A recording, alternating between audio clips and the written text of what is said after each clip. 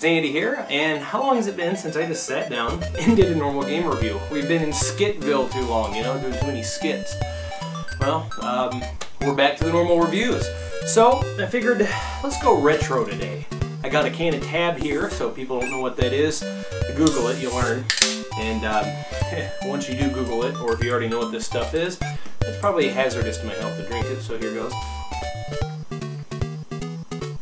Ah, yummy. I love that saccharine flavor. Okay, so, as the title suggests, we're going to be reviewing Asteroids.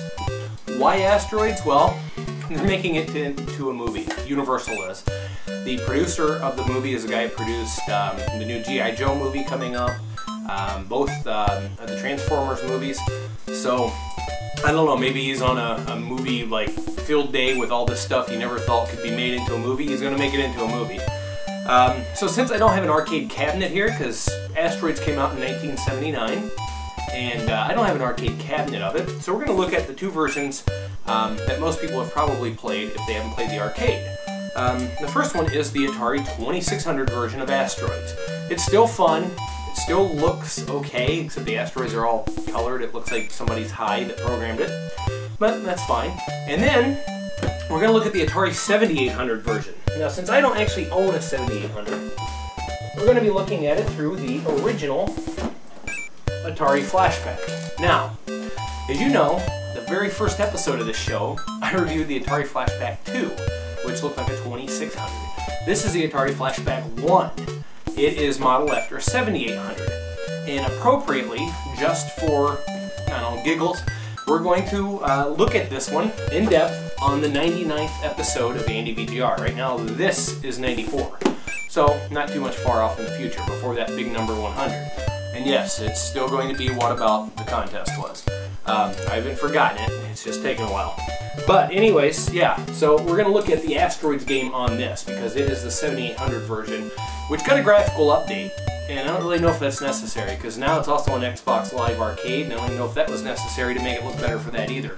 Oh well, you know, play what you will. So, I'm going to go ahead and pop the old 2600 game into the 2600 box, and let's go ahead and take a look. Okay, because I've gotten some complaints about the dust on the Atari, I have cleaned it off just a little bit, but I left enough, because an Atari has to have dust on it.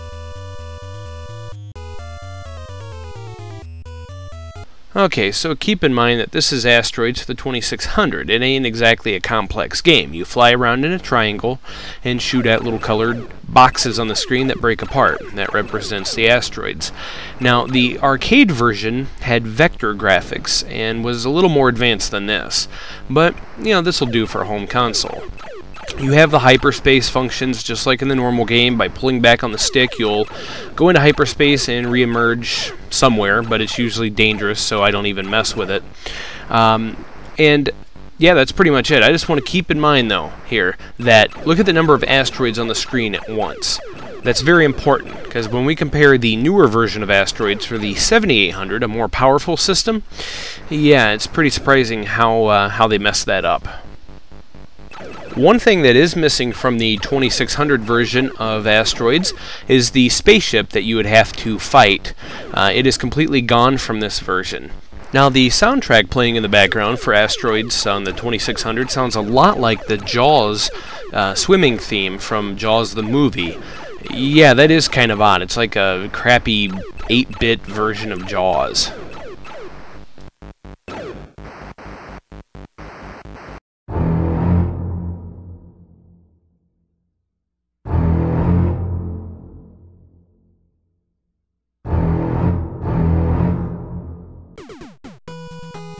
Here's the packaging for the Atari Flashback 1.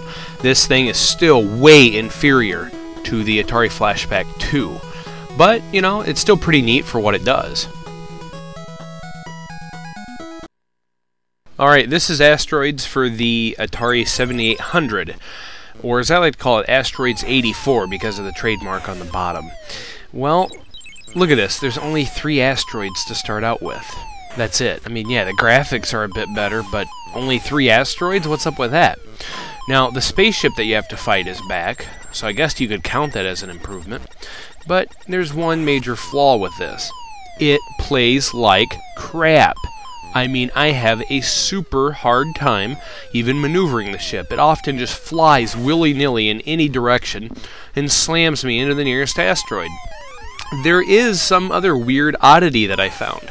If I choose advanced mode, or expert, whatever it's called, the hardest difficulty, it doesn't change anything at all. As a matter of fact, while playing this to capture it, I was able to obtain a better score on the higher difficulty than I was on the easiest because it didn't change anything. I still had hyperspace, I still had unlimited bullets and everything. At least on the original 2600, the advanced level, you didn't have hyperspace. So whoever made this game clearly screwed up big time. Good gaming, everybody!